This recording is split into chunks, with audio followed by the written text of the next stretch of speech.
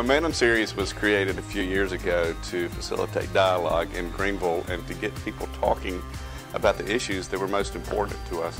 Greenville is great because we are willing to talk to each other, we're willing to dialogue, and the Momentum Series creates that dialogue. It creates a vehicle for conversation, a vehicle for community change. This quarter we're focusing on creative Greenville and making a Greenville that is innovative and different and a little bit funky. It's one of our 6 areas that we concentrate on at Greenville Forward. Next month we're talking about innovating Greenville. Greenville is the business center for South Carolina, it's the business center for the Southeast, and how can we continue that drive in making this community innovative and creative and driven by business.